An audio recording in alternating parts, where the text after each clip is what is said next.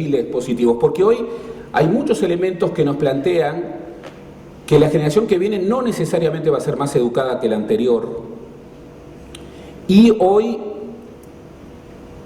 la educación no integra, sino que al mismo tiempo puede ser el gran factor de desigualdad.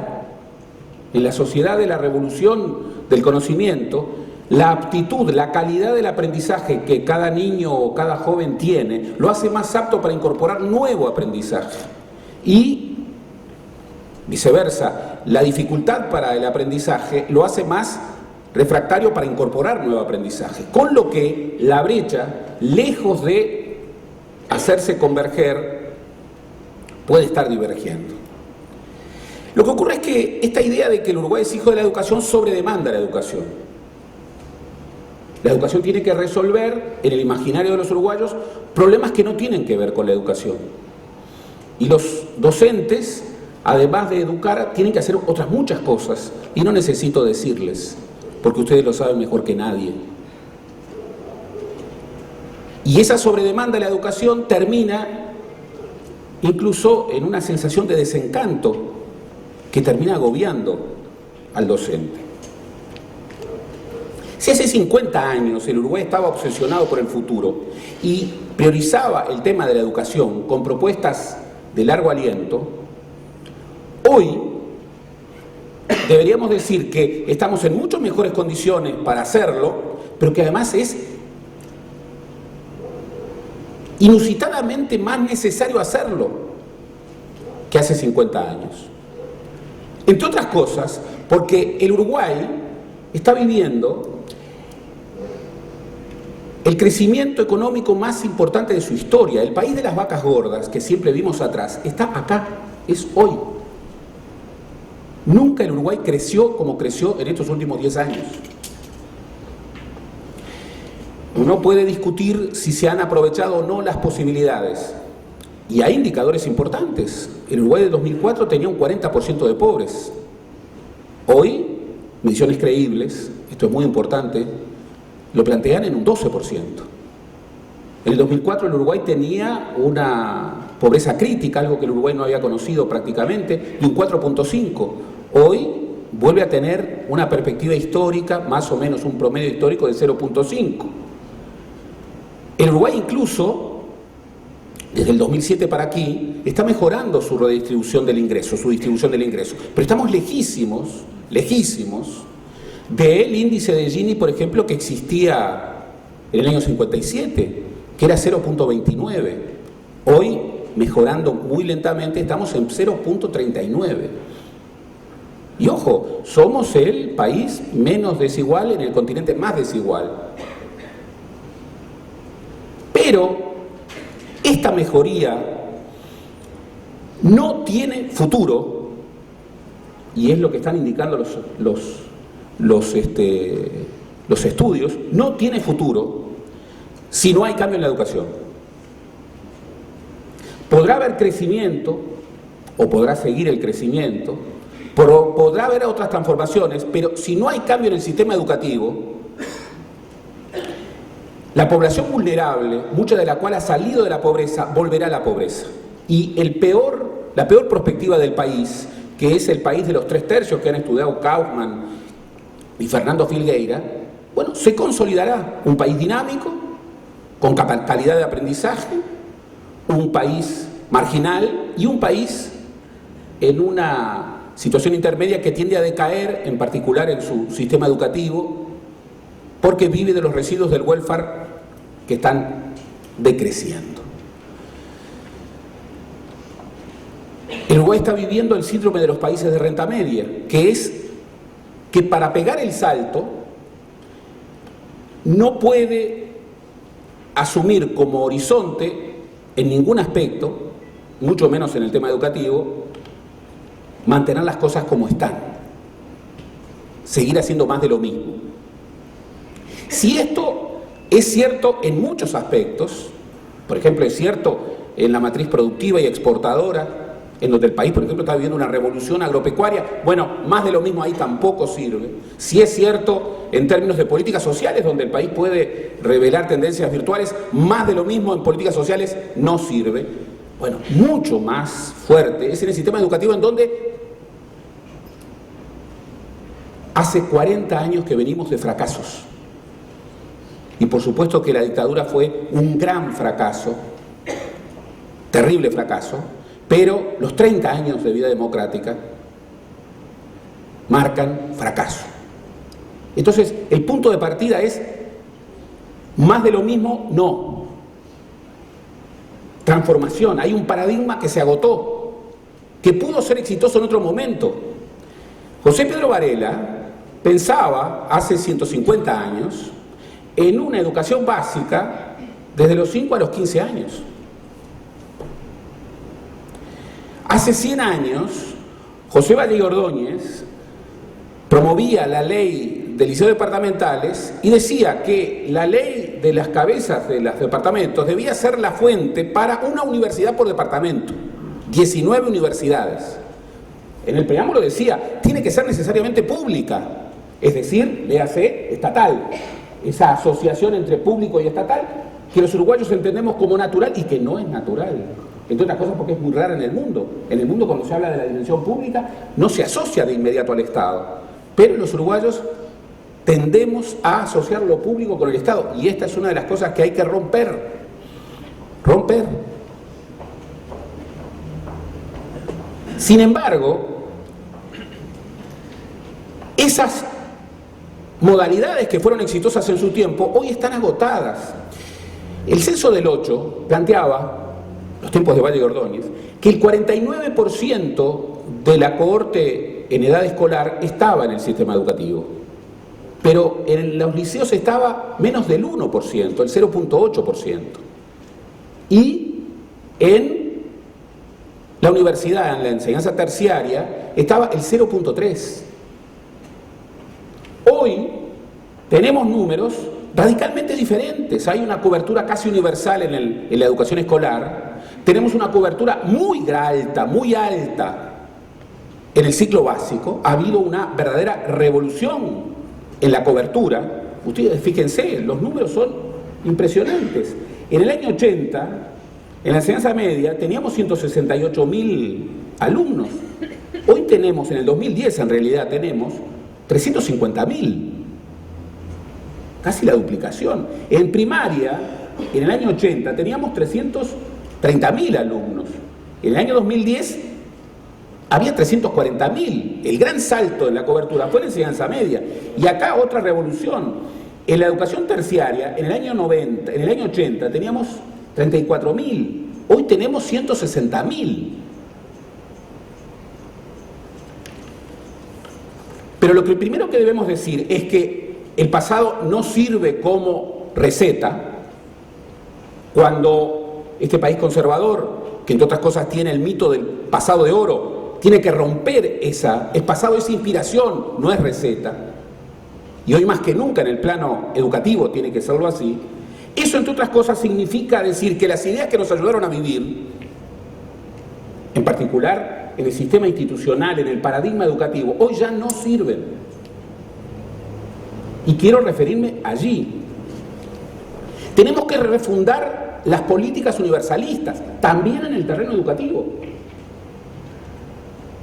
Un paradigma estatista en este contexto de pulverización de nuestra sociedad va a fracasar, como está fracasando. Hoy hay que repensar paradigmas universalistas y recombinarlos con lógicas particularistas, escapando a falsos dilemas, pero poniendo el centro de la nueva arquitectura institucional en el centro educativo. Y en esto estamos de acuerdo. Por lo menos está de acuerdo más del 80% del sistema político uruguayo y más del 80%, yo diría que más, pero más del 80% de los ciudadanos. Y diría que si hiciéramos con toda libertad un referéndum a nivel de los agentes educativos, también habría mayorías para acá, lo cual nos tiene que llevar a otra definición absolutamente clave. La educación la gobiernan los ciudadanos, es un tema ciudadano. Yo no acepto, yo vengo con la marca de la dictadura, que me estará marcando por siempre. Nunca aceptaré que los temas de la seguridad lo definan los militares. Es un sentido común. Nunca aceptaré que a la educación la gobiernen los docentes. La gobiernan los ciudadanos, es un tema ciudadano. Por supuesto que estoy de acuerdo y afirmo la necesidad de que los docentes participen. Claro que deben participar. Por supuesto que estoy de acuerdo en que las definiciones políticas deben tener un aterrizaje técnico. Por supuesto que estoy de acuerdo. Pero no estoy de acuerdo, y la mayoría de la sociedad uruguaya no está de acuerdo, en que algo tan ciudadano como es la educación la gobierne la corporación educativa. No. Y hay que decirlo con fuerza. No.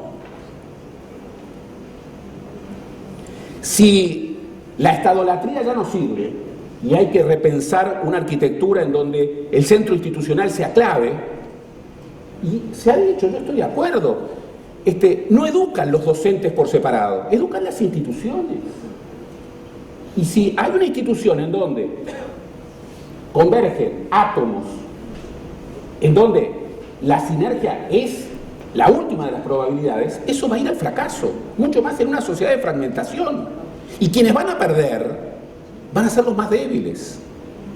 Si hoy hay que luchar, como hay que luchar, por la inclusión, bueno, hay que luchar y hay que luchar con mucho coraje en este tema. Hay que repensar la noción de lo público. Yo quiero un Estado fuerte, entre otras cosas porque creo que un Estado fuerte le hace bien en un país pequeño como este. Yo quiero un Estado que tome definiciones. Ahora, no acepto la vieja lógica de público-privado, entendiendo por público lo estatal. Hay que romper esto. Hay dimensiones públicas comunitarias que no son estatales, y confrontando lo público con lo privado. No, hay que articular el Estado como escudo de los débiles, el Estado como expresión del arbitraje ciudadano, tiene que jugar un rol absolutamente indispensable. No es simplemente que los centros educativos sin marco hagan lo que quieran. No, pero es eso, es un marco. Y luego los centros educativos, preta porté, respondiendo a las necesidades en función de adaptación de respuestas a realidades pulverizadas, que son las realidades de nuestra sociedad. Entre otras cosas, porque para afirmar la fortaleza de los más débiles, no se pueden desarrollar las mismas políticas. Hay que afirmar políticas distintas. Hay que recombinar el equilibrio entre lo común y lo disperso. Durante mucho tiempo creímos que la igualdad era hacer a todos iguales. Y la igualdad es incorporar, pero desde la diversidad, mucho más hoy, desde el pluralismo. Entonces, claro que tiene que haber una matriz común. Cada centro educativo tiene que diferenciarse y también tiene que parecerse. Eso es una identidad. Pero ojo, yo una vez escuché en un centro educativo decir a un director que ahí, por suerte, no se educaban a individuos, se educaban a pueblos. No, señor. No, señor. Terrible. No, señor. Siempre estamos educando a personas que no son átomos, pero que tampoco se subsumen en el colectivo. Hay una articulación, parecerse y diferenciarse. Eso es la identidad. Hay que rediscutir las autonomías. Hay que rediscutir las autonomías. Las autonomías pueden ser un escenario importante, por ejemplo, las autonomías de los centros educativos, para la participación. Ahora, las autonomías como espacio de la cautividad, en donde allí solo mandan los técnicos, entre comillas, solo mandan los expertos, entre comillas, y no hay rendición de cuentas. No, hay que romper con las cautividades. Hay que volver a las comunidades de aprendizaje.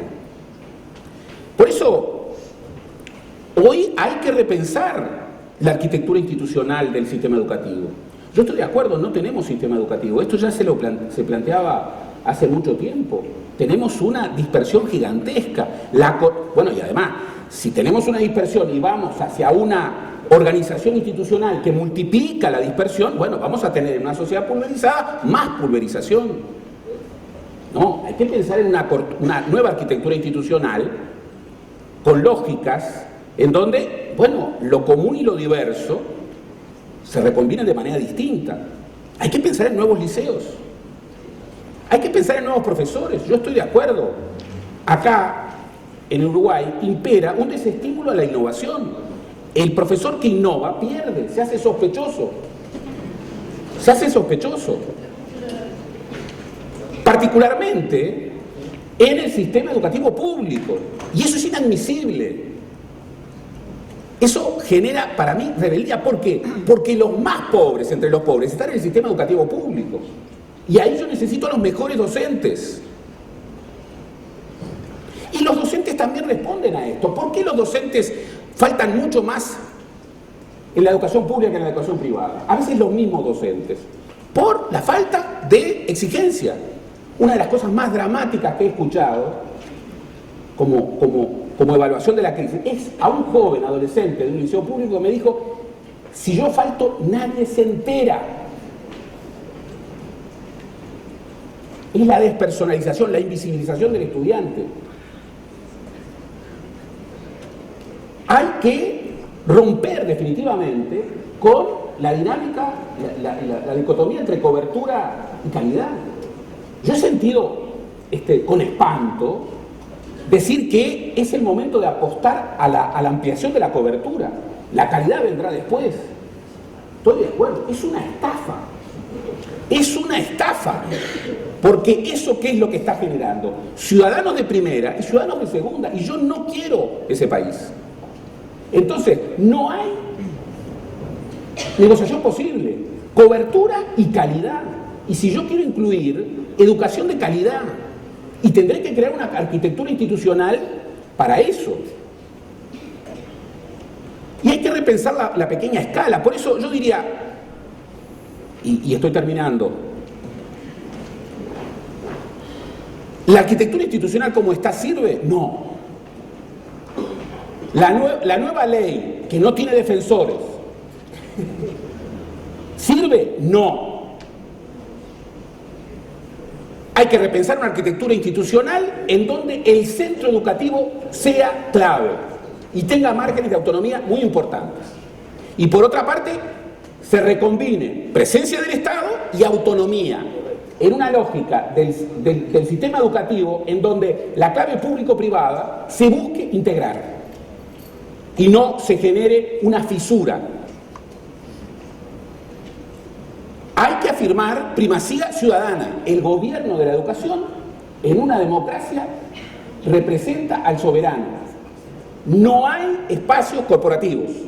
Por supuesto que tenemos que pensar en una arquitectura institucional con participación de los docentes, pero no con gobierno de los docentes. El centro del sistema educativo no es el docente, es el alumno. Y el alumno expresa la primacía del soberano, que en una democracia es el ciudadano. Por supuesto hay que generar un impulso a un nuevo docente. Un docente que entienda que la innovación le hace bien a él, que se sienta cómodo. Un docente que pueda asociar su trabajo con una pequeña escala admisible. Y yo diría, y ahí termino, estoy absolutamente convencido que más de lo mismo al Uruguay no le sirve. No le sirve en ningún plano. Pero particularmente en el campo educativo. En la educación no hay revoluciones. No hay revoluciones. Habría que discutir si hay revoluciones hoy. Romeo Pérez discutía hace 20 años que había que defender la idea del cambio de la idea de la revolución. Y ahí hay que pensar. Ahí hay que pensar. Pero en educación no hay revoluciones. ¿Por qué? Y bueno, por lo que decía Julio Castro hace 50 años. Porque la educación tiene un impulso de adaptación, tiene una lógica, tiene un tropismo conservador, que hoy debe cambiar, porque ahí está el gran factor de innovación, pero que no cambia a tabla rasa.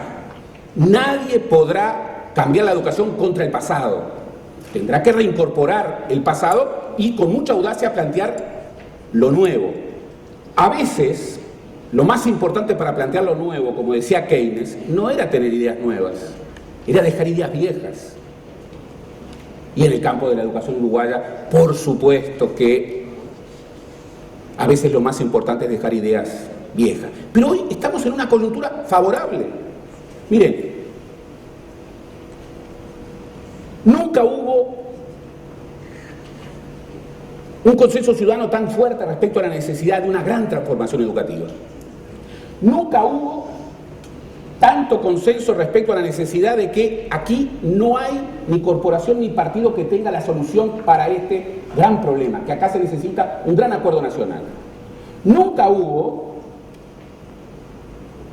un respaldo, no unánime, pero mayoritario, para un rumbo, que incluso pasa por una reformulación institucional.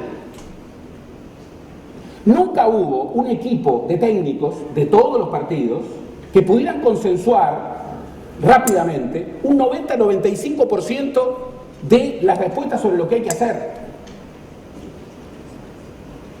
Nunca fue tan necesario en términos de construir sociedad el cambio educativo. Entonces, retomando el pasado, un inspector ballista de los años 20 decía que el peor futuro para la educación era que la educación se convirtiera, sobre todo en el Uruguay, en una comunidad solidaria de la mediocridad. En una comunidad solidaria de la mediocridad. Bueno, para romper este espejo que 100 años después sigue siendo un espejo exigente, para romper el espejo de la peor perspectiva posible, que es el Uruguay de los 3/3 que tienden a diverger, para que la educación pueda ser instrumento de innovación, pero también instrumento de inclusión y no instrumento de exclusión, se necesita mucho coraje. Está todo dado, está todo dado. Tendríamos que tener un plan a 10 años, con objetivos muy claros, con rendición de cuentas permanente, y lo podríamos hacer.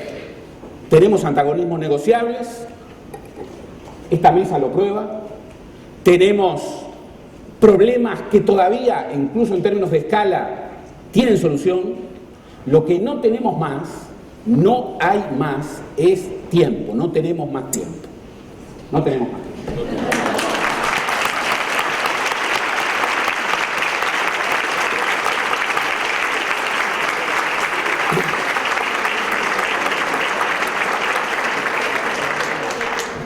Gracias, Gerardo. Comenzamos con el diálogo. Pablo, tus preguntas. Bueno, mantenemos el orden inicial. Bueno, muchas gracias por las preguntas. Son dos, pero son realmente muy interesantes. Una es plantear un currículum en la carta en una sociedad con tanta iniquidad, como se ha planteado en el panel anterior, no implica afianzar las diferencias, las iniquidades sociales. Con el mayor de los respetos, es todo lo contrario. Es decir, un marco curricular común. Yo creo que acá diferenciar dos conceptos. Nosotros estamos hablando de tener un marco curricular común que va desde los 3 años a los 18 años. Eso significa que para todo el sistema educativo, público, privado, diferentes ofertas, hay una visión compartida de qué educar, cómo educar y cómo evaluar. Dentro de ese marco educativo curricular común, hay diversidad de centros educativos, como bien decía Gerardo, que plantean su traje a medida, su vestido a medida, pero no es un traje a medida sin tener en cuenta el marco curricular de referencia. Los países que más progresan en educación, si uno lo observa, es aquellos países que combinan un marco curricular común para todos con libertad, responsabilidad y rendición de cuentas a nivel de los centros. Entonces yo creo que es justamente una respuesta a la inequidad el tener la capacidad de actuación a nivel del centro educativo en un marco de referencias universalistas. La otra pregunta, yo creo que le agradezco muchísimo, la primera y la segunda, porque creo que plantea otro tema central, que es sostener que el contexto socioeconómico no influye, no es desconocer que hay niños que solo comen en la escuela y que son prioridades que sus prioridades no pasan por la educación formal, sino por satisfacer aquello que reciben en la escuela y no en su entorno. Bueno, a ver, nosotros no estamos señalando que el contexto no influye en los resultados educativos. Lo que decimos que lo que hace finalmente la diferencia sustentable en las oportunidades de aprender de los niños es la respuesta pedagógica curricular del docente. Entonces, lo que queremos decir con esto es que no se puede seguir con el argumento que el contexto socioeconómico es el determinante de resultados educativos. Y como bien señalaba Gerardo hace un rato atrás, la propia evolución económica y socioeconómica en Uruguay de la última década desterraría esa idea, porque en definitiva, en contexto socioeconómico mejorado, no hemos tenido capacidad de respuesta educativa. Y no hemos tenido capacidad de respuesta educativa porque tenemos un enorme déficit de preguntarnos qué educar. A ver, un indicador, yo no sé si revolución o cambio, no sé, tendríamos que un poco discutir eso, pero un indicador que marcaría una revolución en este país es que al comienzo de los años escolares, los ministros de educación anunciaran novedades educativas y no se discutiera sobre los ladrillos que se van a construir. Todos los años escolares en Uruguay, lo que discutimos al inicio del año escolar es si el baño de la escuela, no sé, o la infraestructura de la otra escuela, siempre va a haber problemas de infraestructura, siempre los va a haber, pero que el problema que el Uruguay ha tenido ahí es que frente a ese discurso que se reduce muchas veces y gana, porque ese discurso gana siempre van a ganar si el problema es la infraestructura. No hay manera de vencerlos en ese discurso, a quienes pregonizan ese discurso. El problema del Uruguay es que no ha habido una narrativa educativa para decir, no, señores, mire, yo no voy a discutir sobre el ladrillo, ¿vio? Porque ese es un problema del área de infraestructura y se va a tratar de mejorar, se va a tratar de hacer las cosas.